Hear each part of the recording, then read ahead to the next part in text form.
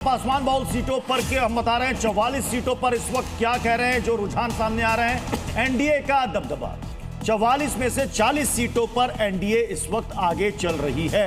ये वो सीटें हैं जहां पर पासवान मतदाताओं की संख्या ज्यादा है, पासवान बहुल सीटें और टैली भी पृथ्वी देखिए आगे बढ़ चुका है। 200 का आंकड़ा हम कहते हैं कि छूने वाला है, 200 का आंकड़ा छू चुका है एनडीए। और ये देखिए एनडीए 200 का आंकड़ा यानी कि दोहरे शतक पर एनडीए पहुंच चुका है, यानी कि 200 का ये आंकड़ा, ये डिजिट इस वक्त एनडीए के पाले में रुझानों में साफ दिख रहा है। यानी हो सकता है कि 2010 में जो 206 सीटों का आंकड़ा था उसके करीब एक बार फिर से एनडीए पहुंचे। लेकिन देखिएगा महागठबंधन की सीटें फिर से कम हुई है।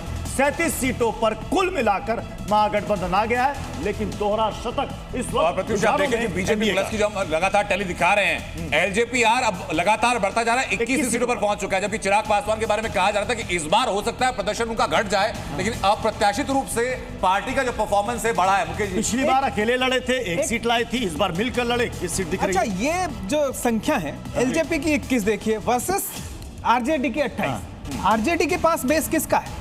स्वाभाविक तौर पे एक बहुत बड़ा चंक है। दो बड़े चंक हैं और वो 17%, 20% से ज्यादा। उसके बावजूद आपकी जो जीती हुई सीटें हैं सिर्फ 28 जाती हैं, और एलजेपी के पास जो कहें कि जो डट के खड़ा रहता है वो तो 3% होगा। उसके बाद आपकी सीटें 21 पे जाती हैं और वो 28 पे जाती हैं। ये बहुत बड़ा सिग्नल है। ये दोनों नंबर्स अपने आप में कितना बड़ा कॉन्ट्रडिक्शन पैदा कर रहे हैं, ये देखने की बात है। चिराग पासवान लगभग पैरेलल आकर खड़े हो गए अपनी पार्टी के नंबर से। मैं अभी आपसे समझना चाहूंगा मुकेश सहनी की पार्टी को क्या हुआ? अभी तक खाता भी नहीं खुलता दिख रहा है। डिप्टी सीएम आपके उम्मीदवार महागठबंधन के अनिल जी। हाँ, देखिए मैं समझता हूँ, मुझे लगा कि ये प्रश्न किसी और से है। मैं समझता हूँ कि सारा का सारा वोट जो है अब ये बरमूडा ट्रायंगल इस तरह बना रहे हैं। क्यों बना रहे हैं बताऊंगा, उसके पहले एक अपडेट दिखा देता हूं आपको। ओबीसी प्रभावित सीटों पर जो अपडेट सामने 166 सीटें ऐसी हैं जहां ओबीसी बहुल सीटें हैं, उनमें सिर्फ 31 सीटें ऐसी हैं जिस पर कि महागठबंधन विश्वास जीतने में कामयाब दिखाई पड़ रहा है, जहां महागठबंधन आगे है। वरना 166 में से 131 सीटें ऐसी हैं जहां पर कि एनडीए गठबंधन इस वक्त आगे दिखाई पड़ रहा है। अरविंद मोहन जी मेरे साथ जुड़ चुके हैं। सर, आपका माइक भी ठीक हो चुका है। मुझे जरा बताइए कि अनिल यादव ये कह रहे हैं कि भाई जनता चुनाव हार रही है, चुनाव आयोग चुनाव हरवा रहा है, हमारी गलती नहीं है।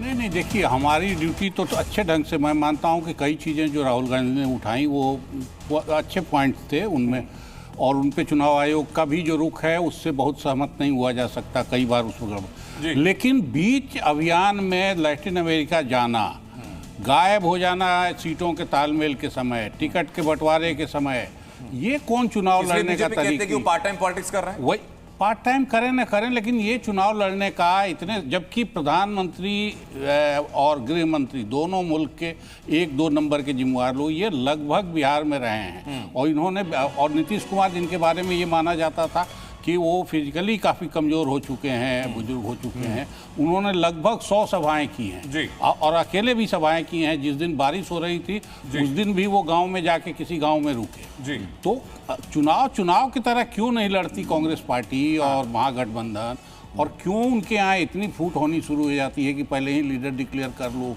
अगर ये स्ट्रेटजी थी कि तेजस्वी यादव को आगे करने से शायद, लेकिन अगर ये बात है कि राहुल गांधी दूसरे चरण के मतदान में जो आप कह रहे हैं कि वो विदेश क्यों चले गए, 171 रिकॉर्ड रैलियां की हैं तेजस्वी यादव ने, तब उनकी पार्टी का हाल देखिए 29 सीटों पर 171 सबसे ज्यादा। लोकसभा इलेक्शन के बाद लगातार तेजस्वी जो है वो चुनाव में सक्रिय, वो ग्राउंड पर सक्रिय रहे हैं। 29 हो रही हैं, जो एक समय 2020 में सबसे बड़ी पार्टी थी, 29 हो गई। अब तो ये देख ही रहे हैं ना, जिस तरह से जब एक तरफा नतीजे आने लगते हैं तो टैली और एक तरफ लॉपसाइडेड होने लगती है। ये 198, 200 जाने लगा है। और सिर्फ नंबर्स नहीं है, आपने कितनी रैलियां कर दी। जो बात अरविंद जी कह रहे थे ना, वो बहुत महत्वपूर्ण बात है कि पैशन था कि नहीं, आपके अंदर एक गुलदस्ता बना।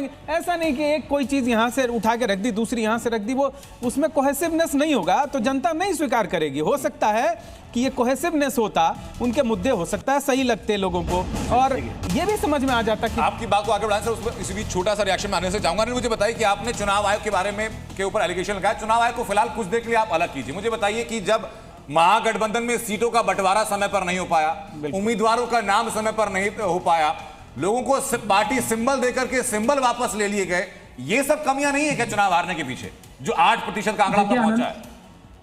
अनंत भाई, ये ना राजनीतिक दलों में हर किसी राजनीतिक दल के साथ ये समस्याएं आती है, और मैं समझता हूं कि आप राजनीति को काफी समय से देख रहे हैं। एनडीए में ये दिक्कतें नहीं आई, ये तो एक प्रेस कॉन्फ्रेंस साथ नहीं कर पाए थे सीट के जो बंटवारे की पहली पीसी हो रही थी उसमें। जल्दी से आपको बताते हैं अनिल जी, मैं आपके पास लौटूंगा।